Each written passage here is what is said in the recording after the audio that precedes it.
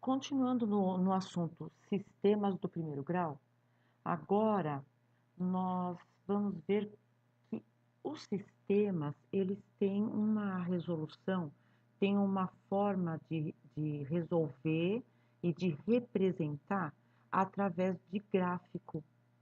Como que funciona isso? Olha só, nós inicialmente não iremos resolver, não, a gente não vai ter que construir o gráfico do sistema. Depois é que a gente vai aprender isso. Por enquanto não vai interessar, tá? Só que o que a gente tem que saber? Que se eu tiver, por exemplo, lá um sistema 2x menos y igual a 10, x mais 3y igual a menos 4. Que se eu pegar essa primeira equação aqui, eu tenho como ver como é que sai essa equação no plano cartesiano. E toda a equação do primeiro grau é uma reta. Então, vamos supor, ela pode ser, por exemplo, essa reta aqui, ó. Então, eu vou chamar essa reta de R minúsculo, porque reta representa, o nome que a gente dá para reta é com letra minúscula do nosso alfabeto. Então, ela pode chamar A, B, C, só que sempre tem que ser minúscula, tá? Então, essa daqui é a representação da primeira equação. Aí, a segunda equação é outra do primeiro grau, então vai dar uma outra reta, que eu vou chamar de S. Onde as retas se encontram é o pontinho que é o resultado do sistema. Então, quando a gente resolve o sistema, a gente encontra um ponto que tem as coordenadas x e y. Esse x e y é exatamente esse pontinho onde as duas retas se encontram. Só que nem todo sistema vai ser bonitinho como a gente está resolvendo anteriormente, né? Porque todos que a gente resolveu até agora, a gente chega no final e tem lá um resultado só. Então, por exemplo, teve um que a gente resolveu que deu 2 e menos 2. Teve outros que a gente resolveu que deram outros resultados, mas sempre era um ponto só. Esses sistemas que a gente resolveu que dá um ponto só, eles são sistemas possíveis. Então, a gente só resolveu até agora sistemas que são possíveis. Só que existem outros tipos de sistema. Tem sistema que a gente tenta resolver e a gente não consegue, porque eles não têm resultado. Esses a gente chama de sistema impossível. E, por último, existe sistema que ele não tem uma resposta só, ele tem infinitos resultados. Quando tiver infinitos resultados, é um sistema possível também.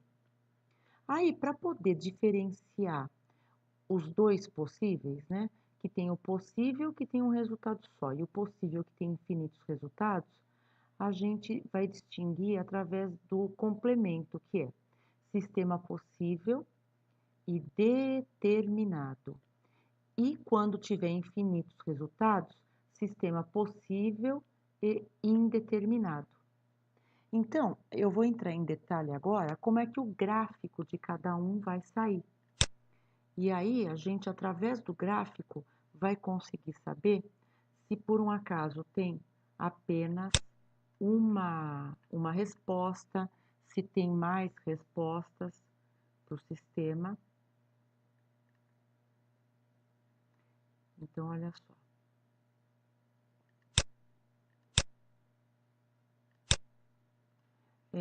Aqui ele está perguntando como que fica o gráfico, como é que a gente classifica o sistema quando o gráfico dá retas concorrentes, quando dá retas paralelas e quando dá retas coincidentes.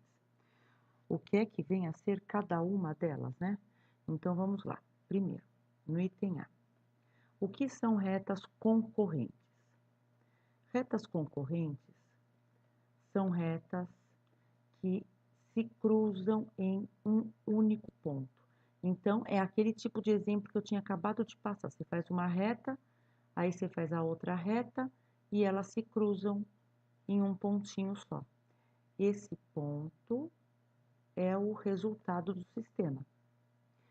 Esse daqui, então, quando elas se cruzarem num único pontinho, o sistema, guarda aí, hein? É possível que a grande maioria que a gente vai resolver é desse daqui. E determinado, como eu já tinha falado. Então, se você olhar para um gráfico que você não está nem vendo o sistema, só que você vê que o gráfico deu isso daqui, você já sabe que ele é possível e determinado. Se por um acaso, agora o item B. O B está perguntando quando as retas são paralelas. Quando que as retas são paralelas, hein? Retas paralelas são quando elas podem ser mais perto uma da outra, mais distantes uma da outra, e pode ser inclinada para um lado, para o outro, isso que não interessa, tá? Só que o que não pode acontecer, elas não se cruzam, porque a distância entre elas permanece sempre a mesma. Então, por exemplo, vamos supor que aqui tenha 1 centímetro, aqui também tem 1 centímetro, aqui também tem 1 centímetro, quer dizer, por mais que eu continue para os 2 sentidos, essas retas, elas não vão se encontrar nunca. Então, se a resposta do sistema é o ponto onde elas se cruzam, se elas forem paralelas, como elas não vão se cruzar nunca, ele não vai ter resposta. Então, se a gente vê que o sistema, que o gráfico deram retas paralelas, você já pode escrever que o sistema é impossível. E por último, no item C, está perguntando quando as retas forem coincidentes. O que são retas coincidentes? É quando eu faço lá no gráfico uma reta, aí, por exemplo, essa daqui é a reta da primeira equação. Daí eu vou lá na segunda equação, construir o gráfico da segunda equação e vou localizar os pontos quando eu vejo a segunda equação dá exatamente em cima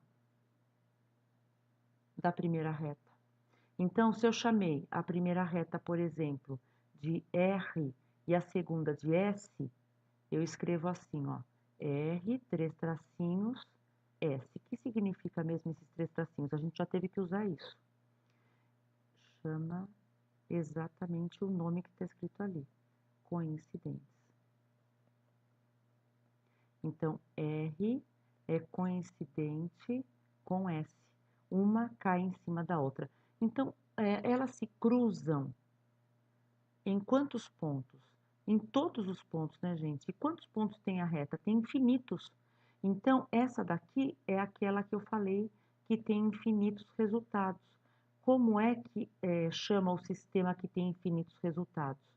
Sistema possível, porque dá até para resolver.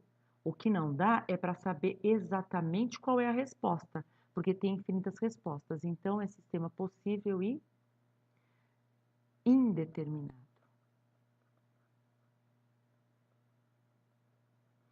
Agora, olha só, na situação do 11º exercício, está perguntando assim, como que a gente pode achar o resultado de um sistema olhando só para o gráfico desse sistema. Então, olha só, esse daqui não deram para a gente o sistema, eles só estão dando um gráfico com 2 retas e estão dizendo que essas retas se cruzam, ó. No nosso gráfico aqui, esse desenho eu não coloquei lá na questão 11, só para explicar, isso daqui é só para explicar aqui. Quando a gente olha para o gráfico, a gente já consegue saber, então, que esse daqui, como as retas são concorrentes, é um sistema possível e determinado.